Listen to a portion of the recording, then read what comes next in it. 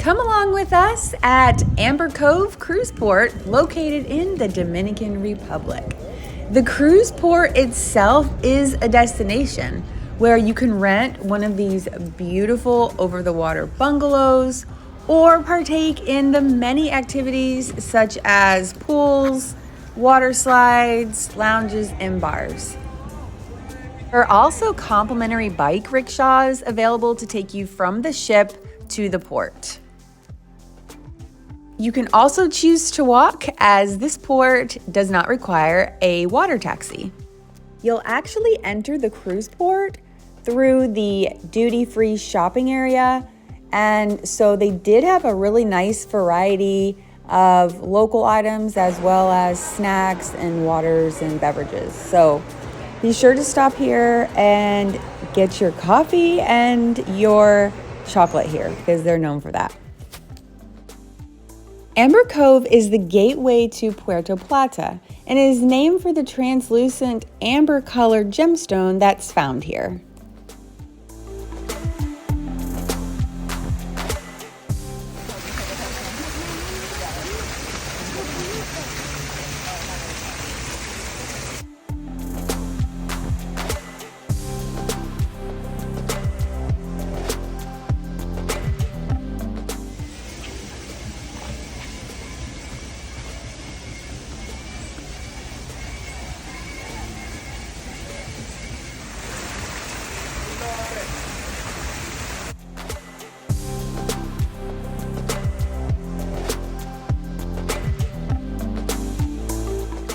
The use of lounge chairs, hammocks, pools, and many of the activities are actually complimentary for cruise guests.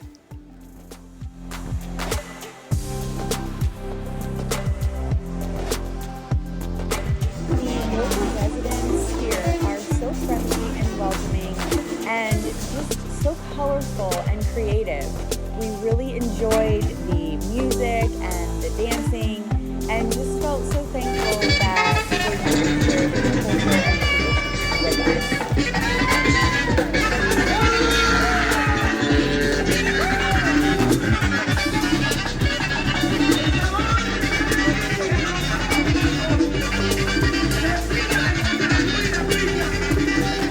There's also a really fun photo op in front of the sign and the ships in port, although our ship, the Enchanted Princess, was a little bit hidden behind the Carnival Vista, but that's okay, it's still a really cool spot.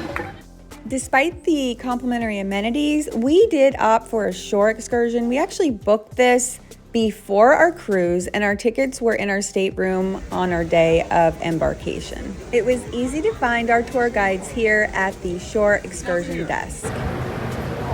Hola! Travel by air-conditioned motor coach to the city center of Puerto Plata, which took about 20 minutes. Our first stop was Central Park, also known as Independence Square. Here we learned that this park is actually a national symbol of the country's independence.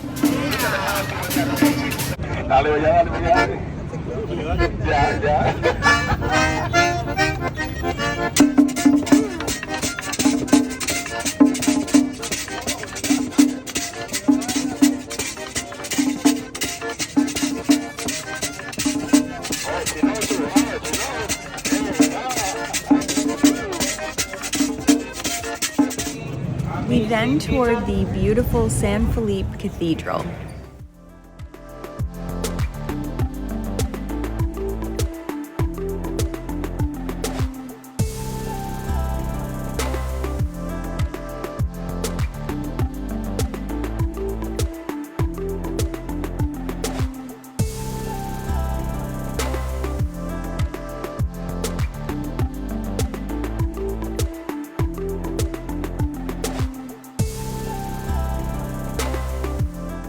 This beautiful Central Park also serves as a meeting spot and a place that you can purchase or view local art and produce. It's crazy. Here we had the opportunity to try fresh coconut, and this guy is amazing. Fresh The fact that he doesn't cut himself when he's cutting these coconuts was super impressive and entertaining to watch. I open coconut like this. I up there coconut liqueur, ice, in rum. You see that white oil? Now you can see how.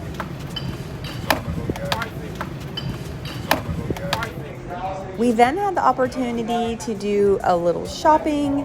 This store had a little bit of everything, as well as a demonstration and tastings of their local, it's called Mama Wana. I think I'm saying that correctly, but we actually purchased some, and it is really unique but delicious. They had a nice variety here, and you could purchase jewelry, clothing, local food, coffee, chocolate, of course, Amber, which obviously is very popular in this area. So we enjoyed walking around and looking at all the beautiful things.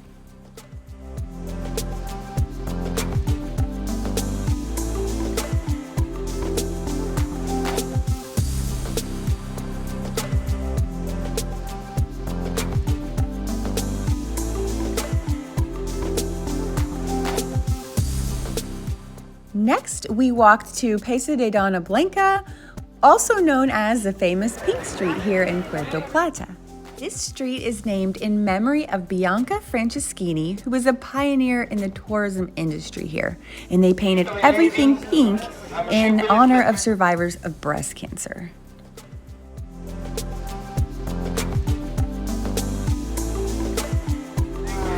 Next up, the beautiful and very Instagram-worthy Umbrella Street. This street really showcased all of the vibrancy and beautiful colors and creativity of the local residents here. I could have spent all day. It's so beautiful and a great spot for taking photos. You can also grab a bite to eat here. We actually stopped here at El Rincon Cafe for some authentic Dominican coffee. I had a latte, which was wonderful. And of course, chocolate, because you know I'm a chocolate lover and you don't come to the Dominican and not get local chocolate. So this was a great treat. Absolutely loved it. Would definitely go back.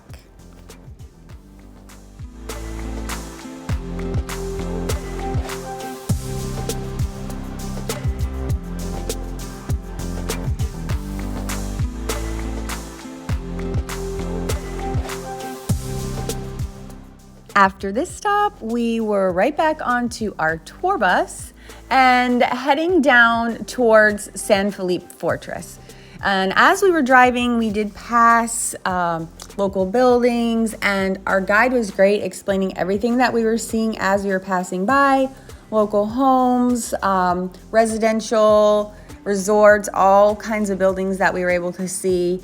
And of course, we got to see out of the window, we didn't get to stop, but the Neptune statue on the waterfront and just beautiful beach views. Now, you can book other excursions that bring you to the water, but this was more of like a city view, so we didn't get a lot of time.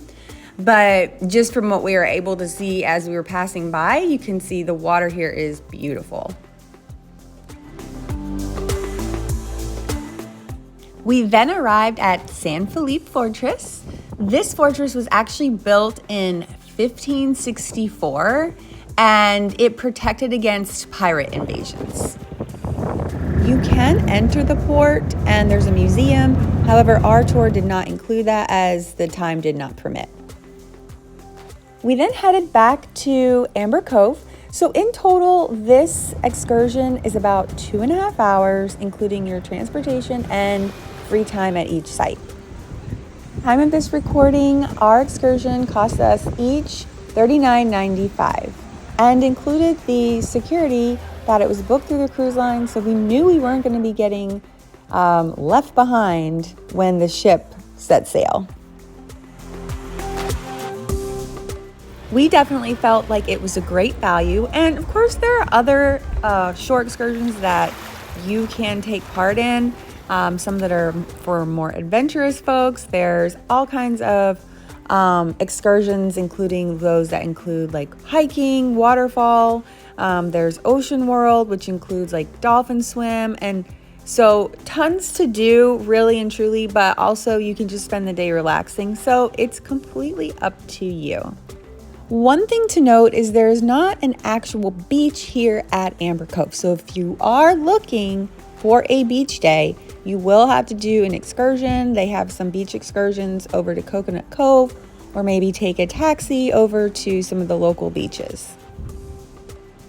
If you've enjoyed this video, please give it a thumbs up and consider subscribing.